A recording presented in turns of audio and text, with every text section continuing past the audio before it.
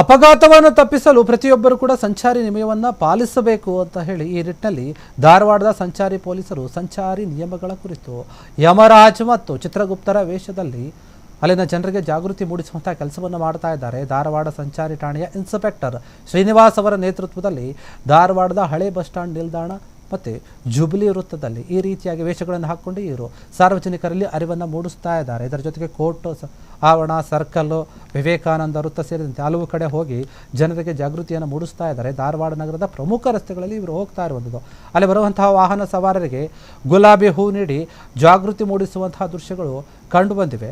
ನಗರದ ಪ್ರಮುಖ ರಸ್ತೆಗಳಲ್ಲಿ ಸುರಕ್ಷತಾ ಒಂದು ಸಪ್ತಾಹದ ಅಂಗವಾಗಿ ಧಾರವಾಡದ ಸಂಚಾರಿ ಠಾಣೆ ಸಿಬ್ಬಂದಿ ದ್ವಿಚಕ್ರ, ತ್ರಿಚಕ್ರ ಮತ್ತು ಟ್ರ್ಯಾಕ್ಟರ್ ಏನಿದೆ, KSRTC ಬಸ್ ಎಲ್ಲ ವಾಹನಗಳನ್ನು ಕೂಡ ತಡೆದು ಸವಾರರಿಗೆ ಹೇಳ್ತಾ ಇದ್ದಾರೆ ಒಂದು ನಿಯಮಗಳನ್ನು ಪಾಲಿಸಿ, ನೀವು ಸಂಚಾರಿ ನಿಯಮಗಳನ್ನು ಅಂತ.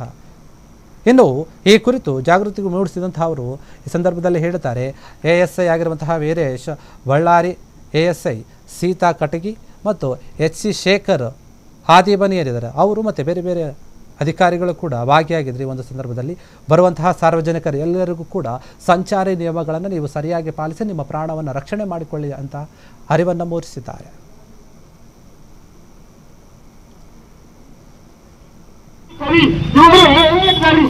ಇವರ ಮನೆಯವರನ್ನು ಇವರು ಸುರಕ್ಷಿತವಾಗಿರಲು ಇವರು ಬಯಸುತ್ತಿದ್ದಾರೆ. ನಿನಗೆ ನಿಮ್ಮ ಮನೆಯವರ ಕಾಳಜಿ ಇಲ್ಲವೇ? ಏ ಮಾನವ, ಇದೊಂದು ಬಾರಿ ನಿಮ್ಮನ್ನು ಕ್ಷಮಿಸಿ ಕಳಿಸುತ್ತೇನೆ.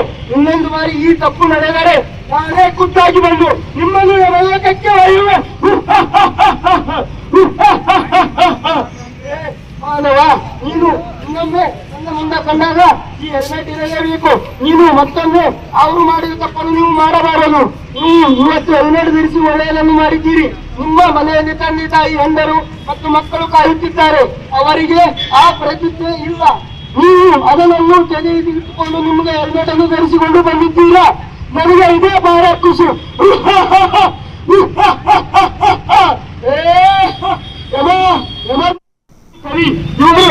ಧರಿಸಿ ಇವರ ಮನೆಯವರನ್ನು ಇವರು ಸುರಕ್ಷಿತವಾಗಿರಲು ಇವರು ಬಯಸುತ್ತಿದ್ದಾರೆ. ನಿನಗೆ ನಿಮ್ಮ ಮನೆಯವರ ಕಾಳಜಿ ಇಲ್ಲವೇ? ಏ ಮಾನವ, ಇದೊಂದು ಬಾರಿ ನಿಮ್ಮನ್ನು ಕ್ಷಮಿಸಿ ಕಳಿಸುತ್ತೇನೆ. ಇನ್ನೊಂದು ಬಾರಿ ಈ ತಪ್ಪು ನಡೆದರೆ ನಾನೇ ಖುದ್ದಾಗಿ ಬಂದು ನಿಮ್ಮನ್ನು ನರಕಕ್ಕೆ ಒಯ್ಯುವೆ. ಮಾನವ, ನೀನು ಇನ್ನೊಮ್ಮೆ ನನ್ನ ಮುಂದೆ ಕಂಡಾಗ ಈ ಹೆಲ್ಮೆಟ್ ಇರಲೇಬೇಕು. ನೀನು ಮತ್ತೊಮ್ಮೆ ಅವರು ಮಾಡಿದ ತಪ್ಪನ್ನು ನೀವು ಮಾಡಬಾರದು. ನೀವು ಇವತ್ತು ಹೆಲ್ಮೆಟ್ ಧರಿಸಿ ಒಳ್ಳೆಯದನ್ನು ಮಾಡಿದ್ದೀರಿ. ನಿಮ್ಮ ಮನೆಯಲ್ಲಿ ತಂದೆ ತಾಯಿ ಹೆಂಡರು ಮತ್ತು ಮಕ್ಕಳು ಕಾಯುತ್ತಿದ್ದಾರೆ. ಅವರಿಗೆ ಆ ಪ್ರತಿಜ್ಞೆ ಇಲ್ಲ.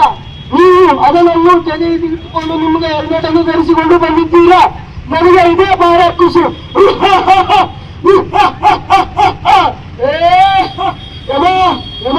ಕ್ಷಣ ಕ್ಷಣದ ಸುದ್ದಿಗಳಿಗಾಗಿ ಫ್ರೀಡಂ ಟಿವಿ ಸಬ್ಸ್ಕ್ರೈಬ್ ಮಾಡಿ, ಲೈಕ್ ಮಾಡಿ ಹಾಗೂ ಫಾಲೋ ಮಾಡಿ. ಹೊಸ ಸುದ್ದಿಗಳ ನೋಟಿಫಿಕೇಶನ್ಗಾಗಿ ಬೆಲ್ ಐಕಾನ್ ಮೇಲೆ ಕ್ಲಿಕ್ ಮಾಡಿ.